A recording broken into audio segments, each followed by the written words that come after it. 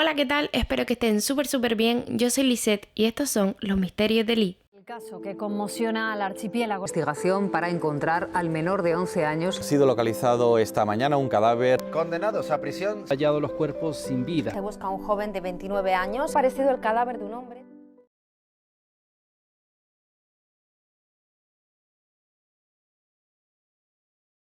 El día de hoy vamos a hablar sobre el caso de Isabel Celí. Para el momento de los hechos, Isabel tenía 6 años y en algunos lugares leí que eran Isabel y un hermano más, pero en otros leí que era Isabel y 2 hermanos más, ambos mayores que ella, que creo que esta es la correcta por la manera en la que sucedieron las cosas. Como les digo, eran Isabel y 2 hermanos más. También vivían, obviamente, junto a sus padres y ellos eran una familia completamente normal.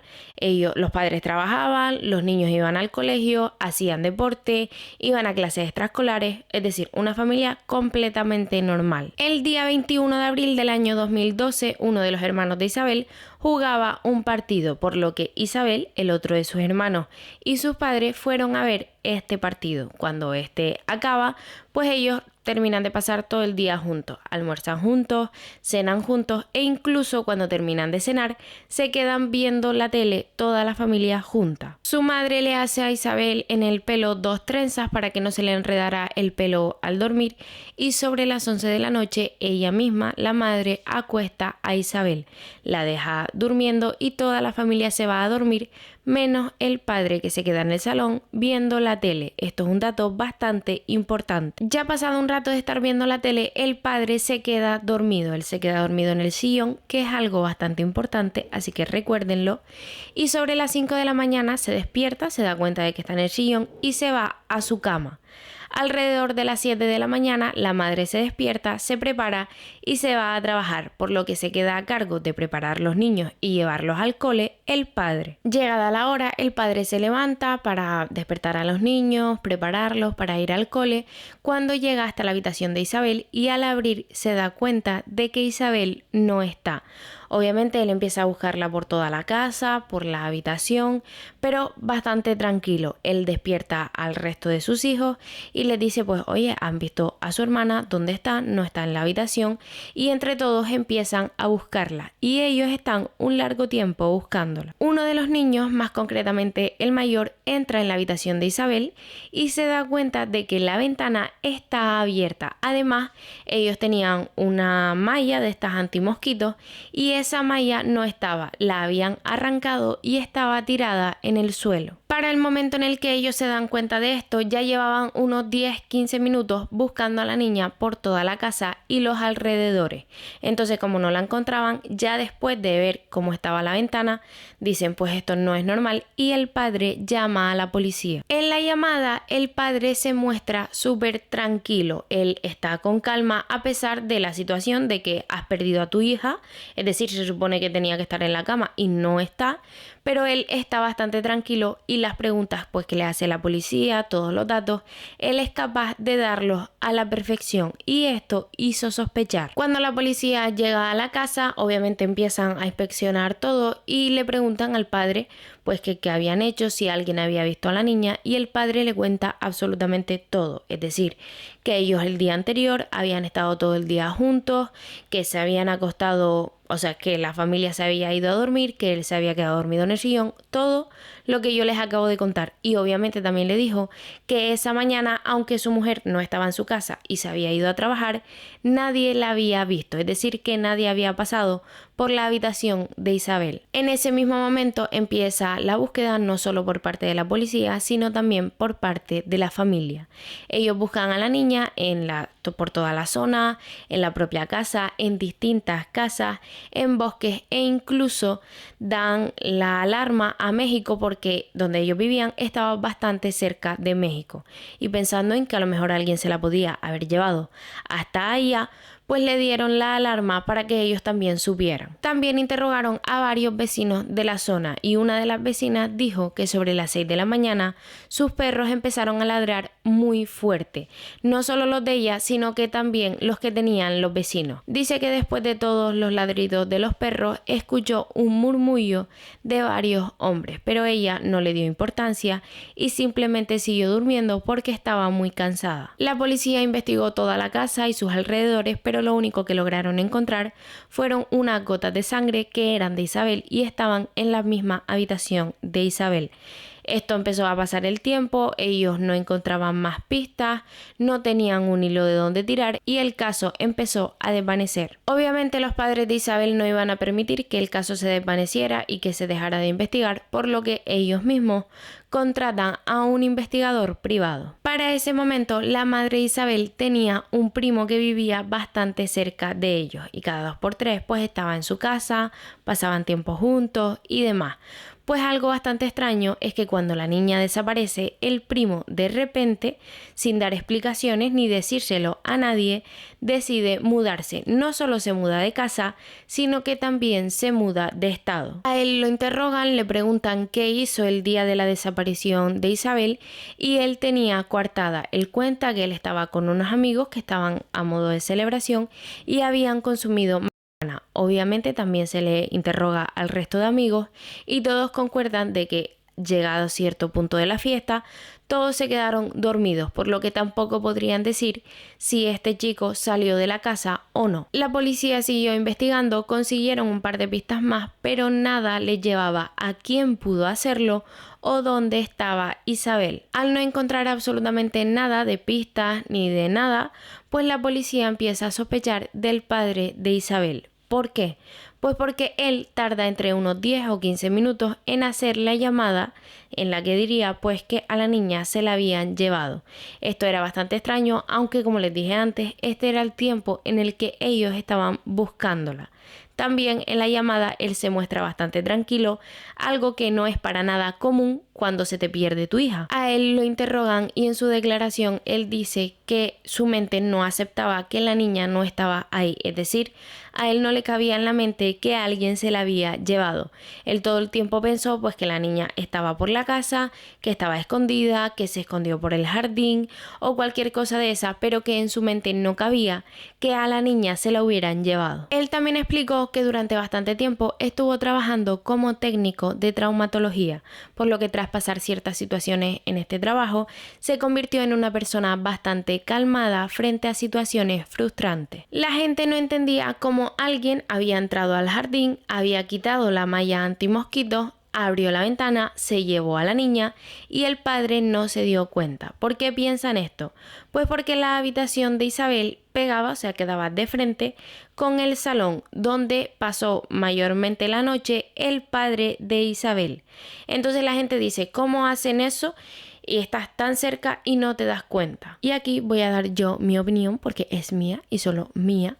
Y a ver, hay muchas personas que se quedan dormidas. Yo no soy de esas, pero cuando te quedas dormida, pues no escuchas absolutamente nada y a veces hasta las tocas o les dices algo cerca y ni siquiera se dan cuenta. Y ya quitando eso, no sabemos a qué hora se llevaron a la niña, porque el padre a las 5 de la mañana se fue. A lo mejor fue a las 6 y no había nadie en el salón. Con todo esto que les he contado, empiezan a pasar los años sin pistas. No encuentran el cuerpo de la niña, no encuentran a la niña, no sospechan de nadie, no encuentran absolutamente nada. Pasados varios años, la policía recibe una llamada denunciando la desaparición de otra niña llamada Maribel González. Ella desaparece de una manera bastante similar a la desaparición de Isabel, pero la gran diferencia es que pocos días después de que la niña desapareciera, encuentran su cuerpo. La policía hace un registro exhaustivo en el lugar donde encontraron el cuerpo de Maribel porque algo les decía que probablemente allí encontrarían también el cuerpo de Isabel.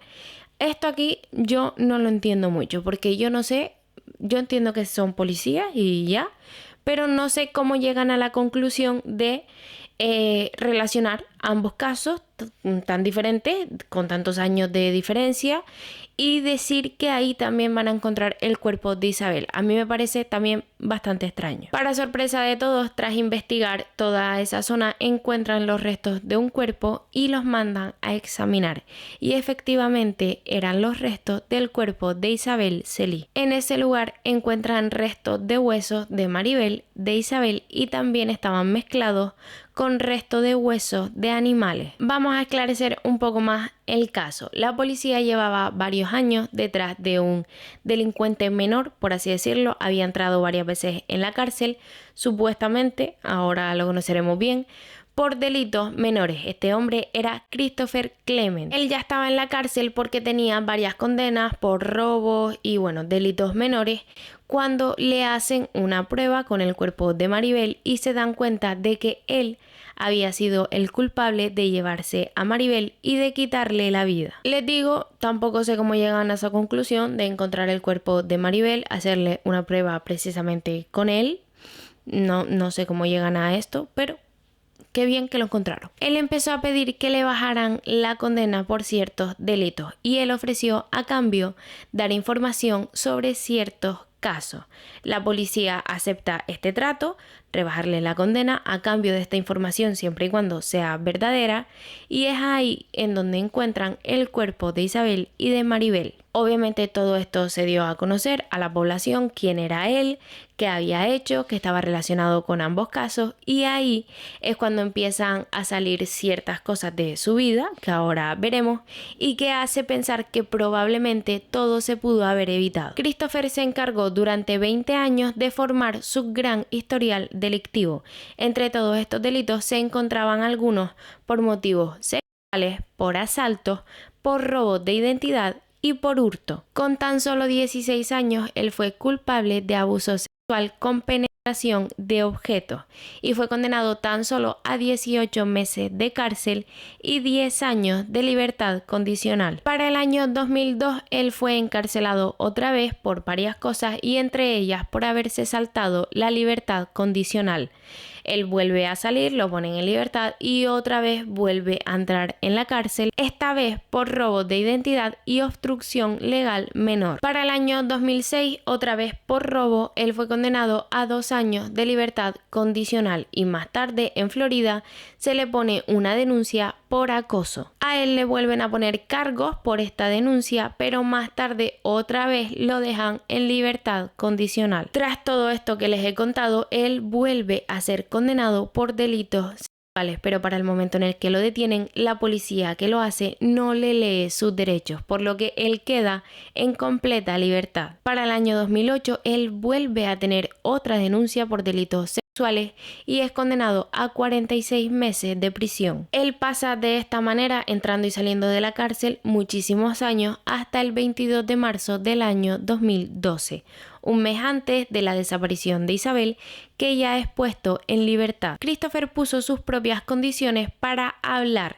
Él quería, además de que le rebajaran la condena, que le devolvieran su coche. Él quería pues que le dieran el coche que era de él a su novia. La policía así lo hizo cuando él habló y encontraron los cuerpos, devolvieron el coche. Ellos piensan, la policía, que probablemente este coche se haya utilizado para ciertos crímenes o delitos y es por eso que Christopher lo pone como una de las condiciones para hablar. Tras saber que él era el culpable de ambos casos, obviamente se le registra todo lo que él tiene y se le encuentran muchas fotos de niños y niñas.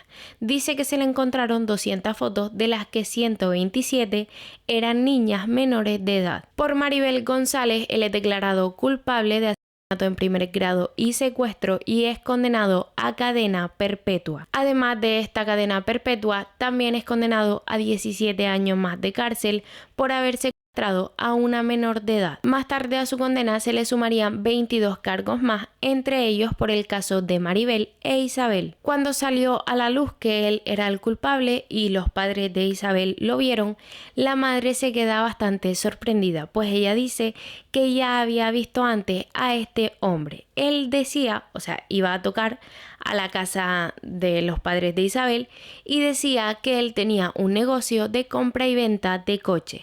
Él fue varias veces a la casa, tocarle a la puerta, hablar con ellos para que ellos le vendieran su coche. Entonces se piensa que en una de estas tantas veces que este hombre había ido a la casa, había visto a Isabel y ahí es cuando él empieza a estudiar todos sus movimientos, sus horarios, para posteriormente hacer lo que hizo. Hay que tener en cuenta que para el momento en el que se sabe quién fue, quién lo hizo y para el momento en el que desaparece Isabel, pues habían pasado un montón de años. Entonces cuando a él le revisan pues todas sus cosas, se encuentran que en su historial de búsqueda de Google recientemente había buscado Isabel Celis, casos parados en Arizona, cuerpo encontrado en el desierto, y esto lo que dejaba ver es que él constantemente estaba mirando si el caso de Isabel había avanzado. Cuando fue a ser condenado por el caso de Isabel, esto no pudo ser porque el jurado no se ponía de acuerdo.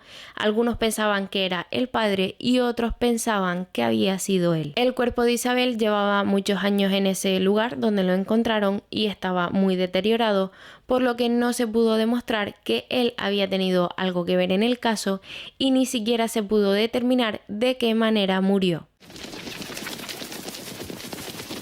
Y bueno, hasta aquí el vídeo de hoy. Espero que les haya gustado o que al menos les haya entretenido, porque como ya sabemos, en este canal no hablamos de cosas bonitas y mucho menos que terminen bien. Déjame un like si así lo quieres y suscríbete porque se vienen vídeos súper interesantes. Un besito.